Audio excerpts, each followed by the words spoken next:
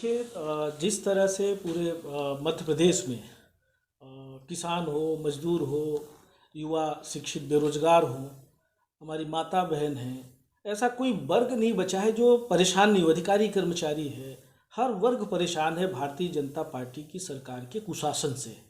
तो स्वाभाविक रूप से राहुल गांधी जी की जो ये यात्रा मध्य प्रदेश में भी आ रही है, भारत जोड़ो यात्रा, इस भारत जोड़ो यात्रा के माध्यम से कांग्रेस पार्टी के कार्यकर्ताओं का मनोबल तो बढ़ा ही है, पर मध्य प्रदेश की हम कह सकते हैं कि जनता में, चाहे वो किसान हो, चाहे मजदूर हो, बेरोजगार हो, चाहे वो हमारे छात्र लोग हो, हर किसी को उम्मीद जगी है कि मध्य प्रदेश का कुशासन खत्म होगा।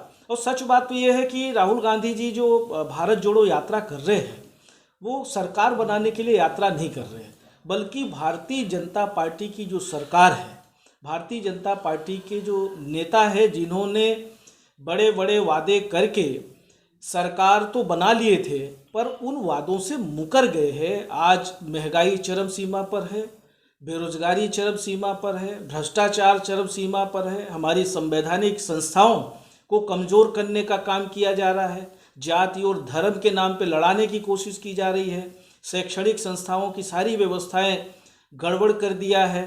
आज तो हमारे देश की हिस्ट्री ही बदलने में लगे हुए हैं। और इन सब परिस्थितियों को देखते हुए राहुल गांधी जी ने भारत देश के लिए, भारत देश के नौजवानों के लिए, भारत देश की नई पीढ़ी के लिए आंदोलन शुरू किया है कि हमारा किसान अगर परेशान है, हमारा शिक्षित बेरोजगार परेशान है, कहाँ गए इनके वादे? अच्छे दिन तो आए नहीं। 2 करोड़ प्रतिवर्ष बोले थे कि 2 करोड़ प्रतिवर्ष बेरोजगारों को रोजगार देंगे, महंगाई आधी कर देंगे, काला धन लाके सबके खाते में 15-15 लाख रुपए डाल देंगे, किसानों की आय दोगुनी कर देंगे, भ्रष्टाचार खत्म कर देंगे। पर किसी भी विषय में भारतीय जनता पार्टी की सरकार कारगर नहीं साबित हुई है।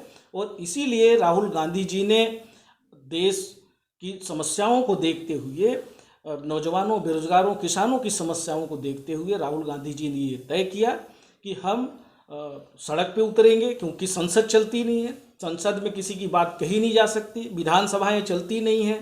तो जो हमारी संवैधानिक संस्थाएं हैं, जहां सांसद विधायक जनता चुन के भेजती है कि हमारी आवाज़ को संसद में, विधानसभा में हमारा जनप्रतिनिधि उठाएगा, सरकार का कान खड़ा करने का काम करेगा, सरकार को कटघरे में खड़ा करके अपनी आवाज़ को बुलंद करेंगे और न्याय दिलवाने का काम करेंगे। पर जब संवैधानिक संस्थाओं को कमज़ोर करने का जब काम शुरू हुआ, तो राहुल गांधी जी ने ये तय किया कि अब हमें देश के लिए सड़क पे उतरना पड़ेगा, जनता के बीच में जाके बात करनी पड़ेगी। और उन्होंने वही काम किया है। चाहते तो राहुल गांधी जी जिस परिवार से है, उनके तीन पूर्वज देश के प्रधानमंत्री रहे और बहुत अच्छी पोजीशन में थे, उनके पास किसी भी प्रकार के संसाधन की कमी नहीं थी, पर उन्होंने जो त्याग और समर्पण हमारे भारत देश के नौजवानों के लिए, भारत देश के प्रत्येक नागरिक के लिए, हर जाति धर्म के लोगों के लिए जो उन्होंने त्याग और समर्पण दिखाया है, यही त्याग और समर्पण पूज्य महात्मा गांधी जी ने, स्वतंत्रता संग्राम सेनानियों ने भी अंग्रेजों को खदेड़ने के लिए किया था। और वही काम आज राहुल गांधी जी देश के लिए काम कर रहे हैं। उनके लिए जितनी भी बधाई दी जाए, जितनी उनके लिए दुआ की जाए भगवान से, वो कम है। मध्य प्रदेश सरकार भी अब प्रोएक्टिव एक्शन मोड में है। मुख्यमंत्री शिवराज सिंह चौहान अभी आज खबर है कि जल्दी कैबिनेट का एक्सपांशन करेंगे, मंत्रिमंडल विस्तार होगा, कुछ लोगों की छटनी होगी। तो ये तैयारियां चुनाव के हिसाब से, जातिगत समीकरण की भी बात हो रही है। देखिए, इवेंट करते हैं भारतीय जनता पार्टी के नेता, सरकार में बैठे हुए मुख्य लोग। 18 साल से क्या कर रहे थे भाई? 17 साल से तो इन्हीं की सरकार है ना, तो 17 साल से सो रहे थे। अब इवेंट करने की ज़रूरत है। जब उनको लगा कि हमारी सत्ता जाने वाली है, पहले भी सरकार तो चली गई थी, सरकार तो कांग्रेस की बनी थी, जनता ने तो इनको खदेड़ दिया था, पर इन्होंने जोड़ तोड़ करके, खरीद फरोख्त करके, संवैधानिक संस्थाओं की खिल्ली उड़ा के ये सरकार बनाई थी। और जनता को क्या मिला? कितनी तेजी से कमलनाथ जी प्रदेश की जनता के हित में काम कर रहे थे। किसानों की कर्ज माफ़ी से लेके 1000 गौशाला बनाने से लेके इंदिरा गृह ज्योति योजना के तहत 100 रुपये 100 यूनिट बिजली का प्रावधान किया था, 10 हाउस पावर तक बिजली का बिल आधा करने का किया था, ट्रांसफार्मर्स बदलने की नीति बनाई थी। आज गांव-गांव में ट्रांसफार्मर जले हुए, हजारों की संख्या में रीवा डिवीजन में ट्रांसफार्मर जले हुए हैं, लोग परेशान हैं। सामाजिक सुरक्षा पेंशन 300 से बढ़ा के 600 करने का काम किया था। आज गौशालाएं जो बनी थी वो जर्जर स्थिति में है। 4,000 नवीन गौशालाएं बनाने की भी स्वीकृति दी थी। आवारा पशु से सबसे ज़्यादा किसान परेशान है। तो अगर कमलनाथ जी होते तो हमारे बेरोजगारों को, युवाओं को रोजगार भी मिलता। 70% स्थानीय लोगों को रोजगार मिले, ऐसी नीति कमलनाथ जी बनाने जा रहे थे।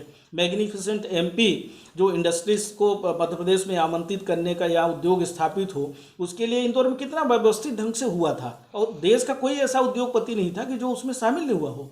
अब इनको तो जाके न्योता देना पड़ता है, इवेंट करते हैं, इनके बस का कुछ नहीं है। इन्होंने देश की शैक्षणिक व्यवस्था, स्वास्थ्य व्यवस्था मध्य प्रदेश की पूरी तरह से चौपट कर दी है। स्कूल खाली पड़े हैं। कोविड में आपने देखा क्या स्थिति थी, लोग दवाई के अभाव में जाने चली गई। जिनकी डेथ हुई, कोविड का सर्टिफिकेट है, आज तक उनके खाते में राहत राशि नहीं मिली। और देने का तो प्रावधान 2 लाख का था, 4 लाख का था, देते देते 50,000 रुपये आ गए, वो भी नहीं मिला। तो देखिए, इनकी सारी व्यवस्थाएं सिर्फ लूट खसोट मची हुई है। आयुष्मान कार्ड लेके चले जाएं हॉस्पिटल्स में, क्या दुर्दशा होती है मरीजों की। हमारे पास तो डेली कंप्लेंट्स आती है। एक ही काम चल रहा है, कौन सा जन अभियान सेवा पर चलाते हैं समझ में नहीं आता। पहले ग्राम उदय से भारत उदय चलाया था पिछले चुनाव के टाइम में, और इस बार अभी जन सेवा अभियान चल रहा है। कौन सी सेवा है, आवेदन पर आवेदन। अब तो गरीबों का विश्वास उठ गया, कोई आवेदन देने भी नहीं जा रहा है, कोई निराकरण नहीं होता। राजस्व के मामले में लूट खसोट मची हुई है। अधिकारी कर्मचारी पूरी तरह से कंट्रोल में इनके नहीं बचे हुए हैं, इसीलिए बेतुकी बातें करते हैं। इसीलिए सस्ती लोकप्रियता हासिल करने के लिए आप किसी को जमी दोज कर दोगे, कभी किसी के लिए कुछ बोलोगे। अरे दोषी जो है उसके खिलाफ कार्रवाई करो, पर परिवार के लोग दोषी नहीं है। आप पूरे परिवार को कैसे आप नष्ट कर सकते हो, पूरे परिवार को सड़क पे कैसे ला सकते हो। तो ये जाति और धर्म के सिर्फ अब इनका आखिरी में देखा ना, यही चल रहा है। हमारे क्षेत्र में भी 2-3 घटनाएं घट गई। हनुमान जी की मूर्ति तोड़ दिया तो एक जगह हनुमान जी की मूर्ति गायब हो गई। ऐसे ही सीधी विधानसभा क्षेत्र में घटनाएं घटी है। तो इनके पास आखिरी में यही बचेगा और कुछ नहीं है। तो जाति और धर्म के नाम पे मंदिर हम बहुत बड़ा बना लें, पर उससे गरीबों का, बेरोजगारों का पेट नहीं भरने वाला है। ये जो वादे किए थे उन वादों पे चर्चा करें, उस पर काम करें। तो वो तो इनको करना नहीं, आत्मनिर्भरता पे लाके छोड़ दिया है। अब तो स्टार्टअप इंडिया और पता नहीं क्या बात होने लगी है, डिजिटल इंडिया की बात हुई थी। स्मार्ट सिटी का पता है इंदौर में कौन सी, यहाँ रीवा में कौन सी स्मार्ट सिटी बन गई भैया। हर जहाँ भी आते थे मैहर में घोषणा, मिनी स्मार्ट सिटी बनाएंगे, मैहर में मिनी स्मार्ट सिटी बनाएंगे, सिंगरौली को सिंगापुर बना देंगे। मुझे तो नहीं लगता कि कोई भी आवाम को किसी भी प्रकार की सुविधा मिली स्थानीय लोगों को, बल्कि जो मिल रहा था वो भी छीनने का काम किया है। आज 5% GST सभी वस्तुओं पे लगा दिया। कोई भी ऐसी वस्तु नहीं बची है कि जिसपे GST का 5% टैक्स नहीं देना पड़े। तो किसके खाते से जा रहा है? ये तो गरीब मजदूर किसान परेशान हो रहा है। कानून व्यवस्था की क्या बात, कानून मंत्री से, आप गृह मंत्री से गृह विभाग का कुछ मत पूछिए, कानून व्यवस्था पे बात नहीं करिए, बाकी सब बात करा लीजिए। और संवैधानिक पद पे बैठे हुए लोग राहुल गांधी जी की यात्रा पे कमेंट्स करते साहब कि वहाँ पे केरल में क्रिश्चियन पादरियों से मिलके अब यहाँ आ रहे, कौन से धर्म के हैं, क्या है। राहुल गांधी जी आज इसीलिए तो निकले हैं, इसीलिए तो निकले हैं। पहले संवैधानिक, भारत के संविधान को ये लोग मानते कि नहीं मानते? भारत के संविधान में देश में रहने वाला किसी भी जाति धर्म का व्यक्ति हो, उसको सारे मौलिक अधिकार प्राप्त है। और इसी को बचाने के लिए आज राहुल गांधी जी यात्रा कर रहे हैं और हम सब उनका स्वागत करते हैं। और ज़्यादा से ज़्यादा लोग इसमें पार्टिसिपेट करें, हम सबसे निवेदन भी करते हैं। कांग्रेस पार्टी के कार्यकर्ता तो कर ही रहे, तो बहुत सारे सामाजिक संगठन के लोग, बहुत सारे एक्टर्स, बहुत सारे सांस्कृतिक धरोहर बचाने के जो मंच हैं, सभी लोग इसमें शामिल हो रहे हैं और इसी की आज आवश्यकता है।